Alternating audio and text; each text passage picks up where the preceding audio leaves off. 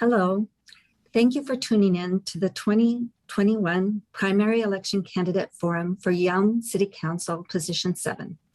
This forum is presented by the League of Women Voters along with Thurston County Community Media and is being held electronically due to COVID-19. Candidates, moderators, and timers are all joining using Zoom links with the help of TC Media. A bit about the League. The League of Women Voters is proud to be nonpartisan, neither supporting nor opposing political candidates or political parties, but always working on vital issues of concern to its members and to the public. The League registers new voters, encourages them to be a voter, studies issues, and advocates for its positions with the legislature and other governmental bodies. Despite its name, the League is open to everyone over the age of 16. I am Susan Fixdahl from the League, and I will be moderating this forum. The timer will show you a sign when you have 1 minute left, 30 seconds left, and when it's time to stop. If you don't notice the sign, I will ask you to stop. For candidates who are unable to see the signs, I will also ask you to stop. The candidates for this position in alphabetical order are Chris Chai and Terry Kaminsky. A third candidate, Joseph Dale Richardson, declined to participate.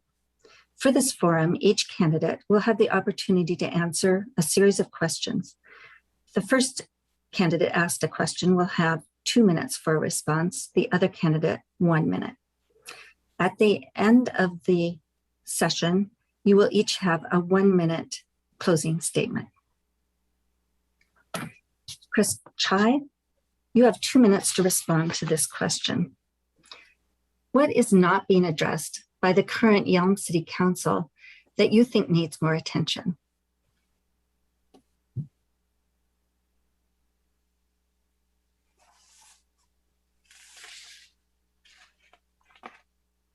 I think of two issues. Thanks for having me. One is dealing with the infrastructure within Yelm as the traffic is building up. I do know that there are grants that we're looking forward to as far as City of Yelm goes, that's coming from the state and the federal, along with donors. But ensuring that the traffic flow is keeping up with the growth of Yelm when it comes with the housing projects, the population that is growing, and along with the small businesses, and ensuring that those additional routes that may be added within the city of Yelm, it's not going to be negatively impacting the businesses. So that's probably one of the top 3 things that I would advocate for and do a lot of research on, and probably vote based on what the small businesses and the families are looking forward to seeing. Terry Kaminsky, you have 1 minute. Some of these issues that Chris is addressing are in the works. They've been talked about for many, many years. And just to be clear, I currently am on city council, so I can speak directly to this. And in addition to all those things that we all know about, the things I think we could do better is I'd like to pay more attention to our central business district and to rejuvenate the central core, the oldest part of the city at its hub where the 2 state highways meet. Certainly after the shutdowns, we need rejuvenation. And also we lost our theater, and bringing back the arts to Yelm is something very dear to our hearts, and I would love to see that happen again. Thank you. Terry Kaminsky, you have 2 minutes to respond to the next question. Do you have a practical plan or idea to move homeless people from tents or RVs to housing? You have 2 minutes, I'm sorry. A practical idea would probably mean actual houses. In my day job, I'm a real estate broker, and I tried very hard to bring in the Thurston County housing project to a property that I wanted to sell them, and we could not come to terms on our agreement in terms of money that we were going to pay for the land. So I tried very hard to do that. In terms of finding them places, I just want to say that Yelm does have a support system for people in crisis, especially during inclement weather like today. Our public safety building is open in extreme cold and in extreme heat. So we have resources to help those that are homeless, but as yet we don't have a homeless shelter. We had a forum in the last 2 years, and the public spoke very clearly that they didn't want a homeless shelter per se in the city. So other than that, we are partnering with Love Abounds, which is a group that are advocating for everything to do with homelessness, and we have resources for people that are in need. Thank you. Christopher Chai, you have 1 minute. Yeah, so from my understanding is, there are various ways to measure and count how many homeless population that currently exists in city of Yelm, in Thurston County, and state of Washington.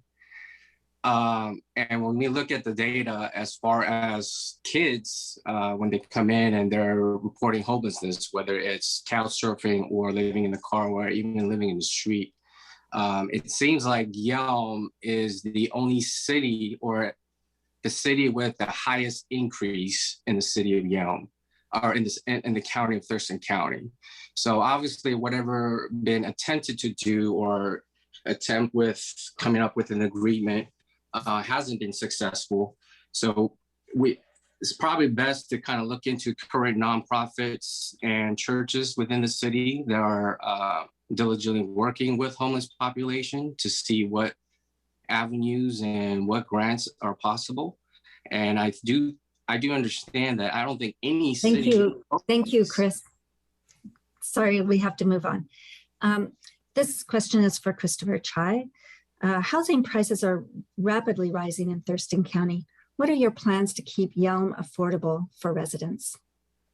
You have 2 minutes. Yeah, well, so I think many of us thought that the housing market was going to crash the start of COVID. I know Terry is a very successful real estate here in Yelm, and I'm sure the housing market has been very well, very kind in her profession. I think it's 20-25% increase with the housing costs, right? And that's just not in the city of Yelm, but the surrounding counties. And there are very little, I think, within the city that we can do to maintain affordable housing, but there are other ways, other means to ensure that the cost of living in Yelm is a little bit more affordable. One of the good examples would be Yelm actually has the highest water bill, right? Because of the sewer costs. It's actually 3 times more than the surrounding cities like Lacey and Olympia.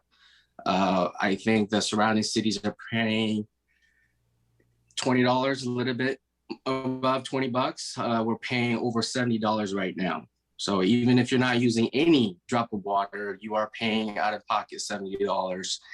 And I do understand that those monies are being utilized for expenses and part of our budget. And there needs to be a balance, but obviously it's not balanced when the surrounding cities are able to function and provide the same quality water, and we're having to pay 3 times more. So either we need to better educate the population and the incoming families. I know we have a big population of retirees within the military communities and active duty members, and hopefully it won't impact our housing market, and there will continuously be a growth, but at the same time, we need to see that the needs of the homeless population and the lower income families are able to afford. Thank you. Terry Kaminsky, you now have 1 minute. Actually, we have many upgrades that have been made to our water reclamation facility, and we are in line with the average water rates in the cities around us. And we have been criticized, but we have checked this over and over and over. And also during the pandemic, if people had trouble with their water bills, we did not turn off one water to the houses. And if you couldn't pay your bill, you could come in and make incremental payments. So I feel that the city's been very, very supportive of that. And as to the real estate market, I have no idea why prices are going sky high. But sales are actually very difficult to put together given our climate. And the eviction moratorium hasn't helped, hasn't helped. There's hardly any rentals available. And I don't know the solution to that because I don't know if it's worldwide, but it's certainly in North America. This is our climate. Thank you. Terry Kaminsky, you have 2 minutes to respond to the next question.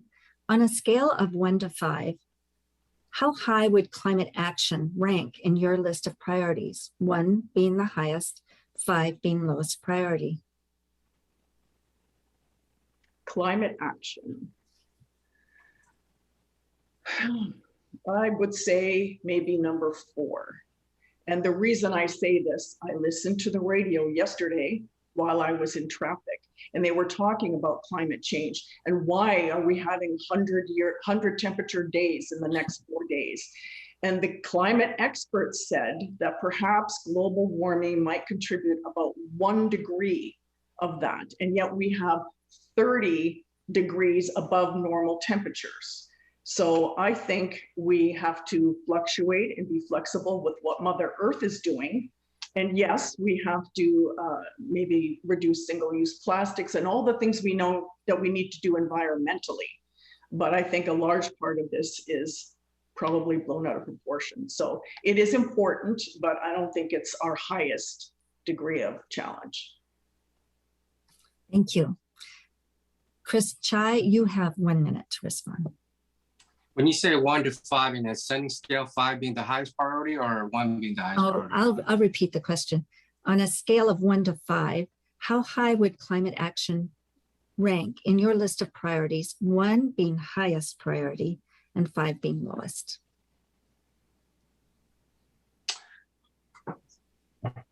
Yes, so global warming and climate change is a huge issue. I think that's scientific and that's not something that you can really deny. But as far as within the city scope of practice and the boundaries that we have, I would probably put it at a 2 or 3. That's based on the culture and the fact that we're more in a rural area. And any agenda that's being pushed needs to be reasonable and practicable and try to meet the culture where it's at as far as City of Yelm goes. And I think the people in City of Yelm do probably very little when it comes to negatively impacting the environmentally. So I would probably rank it at a 2 or 3. Yeah. Thank you. Chris Chai, you now have 2 minutes to respond to the last question. If a controversial land use issue raised a lot of community concerns, how would you address it given the context of past issues the City Council has addressed? When you say land usage, can you clarify? Land issue as far as within the reservations or? Well, it could be any sort of land use issues such as illegal dumping, or something comes up, a resident would like to create a large development, and you know that some people in the community are against that development because of where it's placed or because of its water use or something like that. Perfect. Thank you. Thank you for the clarification, ma'am. So again, I think this all kind of ties back to all the questions that's been asked in regards or in some of the things that we responded. You know, you got to look at the homeless population. You need to look at the housing market. You do need to look at the traffic and any negative environmental impact it's going to have by having a large project or builders come in. Will probably be beneficial. I know Yelm is growing and it should grow. I am for growth, but it needs to be done with a balance. And right now, again, going back to traffic, going back to water, I know Terry mentioned that we have a very similar or lower water rate. And she's probably correct in the sense that when you're looking at it selectively per gallon, but there is a flat fee that we are having to pay in your total water bill, which is over $70 plus. Okay, Terry, Chris, we need to stop there. Thank you. Terry Kaminsky, you have 1 minute to respond. Just to reiterate, the city of Yelm can only regulate what is right within the city limits. But having said that, we have had issues with people wanting to do these type of things that you're talking about with land use. And we encourage and participate with other people taking up these causes. We've had several town halls in our community center open to the public for people to become educated on these issues and have a voice. And if it's not in the limits of the city, we can't do anything. Thank you. Each candidate will now have the opportunity to provide a 1 minute closing. I have been working alphabetically, so now it's Terry Kaminsky's turn to give a 1 minute closing.